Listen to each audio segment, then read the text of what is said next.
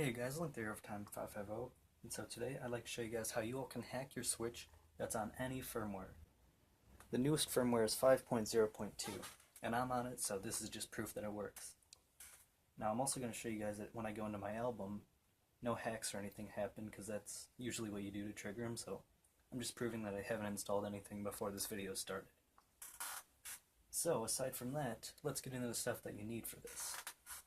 So the first thing you're going to need is really important. You can use a paper clip or piece of wire like I have here. I'll show you guys pics on screen now. That's a little closer. Basically you just need something that can connect two of the pins in this right Joy-Con holder side together. So yeah, other than that, you also need a USB-C to USB-A cable. And then with that, you can basically just plug in your Switch into your computer. Simple as that. And some optional things that I'd highly recommend are a little magnifying glass, so it helps you be able to see the pins a lot better. And of course, a flashlight, because it gets dark, so it makes it really easy to just see in there. And so yeah, also I have this cell phone stand, which is what I like to use. I just put this here, and then I put this one here, and then that way, once I get this all lined up, then it just works as a nice stand, so I can easily work on putting this part into here. So yeah, anyways, before we get into that though, you are going to need a couple things on your Switch beforehand. So on the Switch, what we're going to do is, first off, we're going to go into the menu and then hold down the power button, and then when it prompts you, hit power options, then turn off. Once you see the screen go completely dark, then what you want to do is on the back, kick up the kickstand, and you will need a micro SD card for this, I forgot to mention, but you should already have one even if it's just like a 4 gig. But yeah, so you're going to need a micro SD card here, and some way to connect that to your computer as well. So basically, now that we have the SD card out, we can go put that in the computer. Also, another thing I'd recommend is, before we actually do the hardware mod, lay out your USB-C cable, like on the table here, and plug the other end into your PC beforehand. So that way, it just makes it a whole lot easier to connect it once we have this wire in place, and it just makes it so much easier. So, other than that, let's go onto the computer and download the file onto this SD card. Okay guys, so now that we're on the computer, what you want to do is go to the 3 links in the description. The one automatically downloads, and then that one, as you see, you need to download payload.bin and then SD files. It's the same for both 5.0 and the 4.1 version. And then this one's just mega, just download it. So as you can see, like I said, the first one is Tegra RCM Smash. That one's just an automatic download. So then what you want to do is go to the one that says SD files, just drag that onto the root of your SD card. Then keep payload.bin in a safe place, because you're going to need that one later.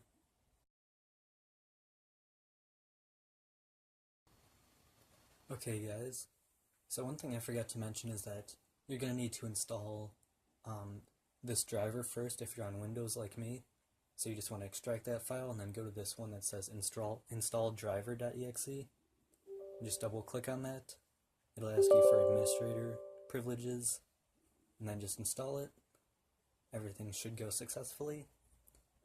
Then what you're going to want to do is restart your computer just to make sure everything installed properly. And then next, you can just get rid of that now because you won't be needing it. Now go to the Tegra ROM Smash one and choose if you have a times 32 or times 64-bit computer.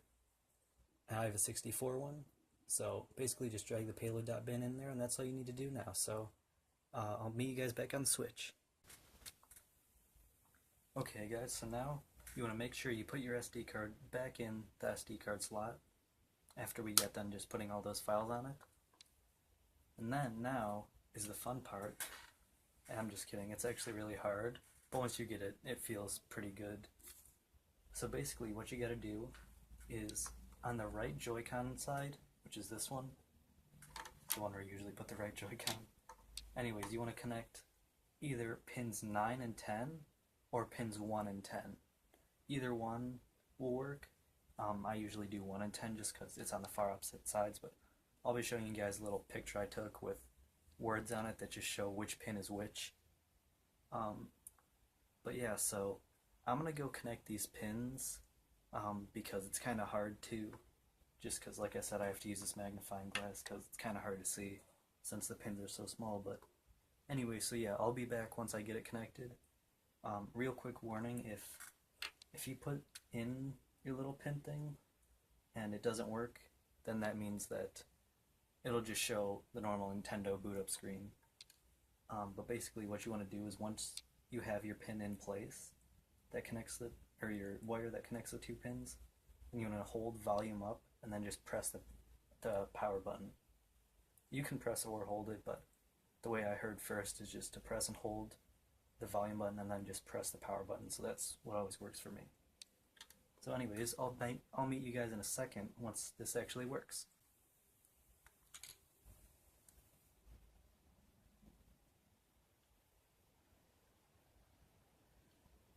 Okay guys, so once you get it, then you should just have a black screen. So basically, now what you want to do is connect this to your computer, and then I'll meet you guys on the computer and just leave this connected until I say otherwise.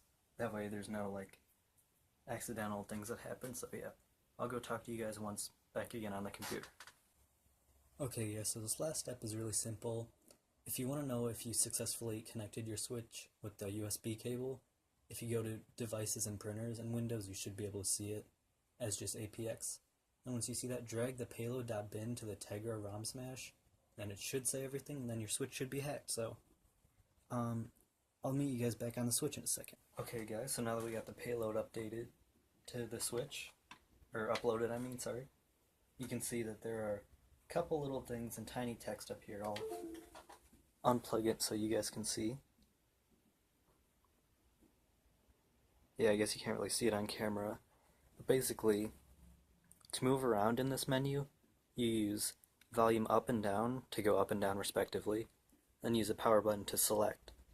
So now all you gotta do is just go to the very top option that says launch firmware, just hit power on that, and then basically now we'll boot back just as it'll seem normal.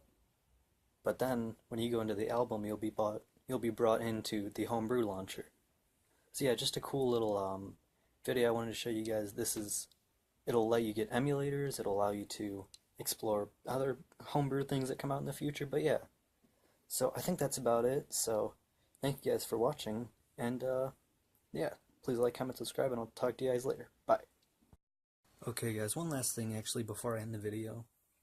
I forgot to mention it before, but basically you can use any, I don't know how you say it, it's like Fusée Gelée or something like that. You can use whatever ones of those plugins or payloads that you can. You don't have to use the one that I supplied, I just gave that one as like a general homebrew launcher one. But yeah, so I think that's all I really got to say. So thank you all for watching, please like, comment, subscribe, and I'll see you guys in the next video.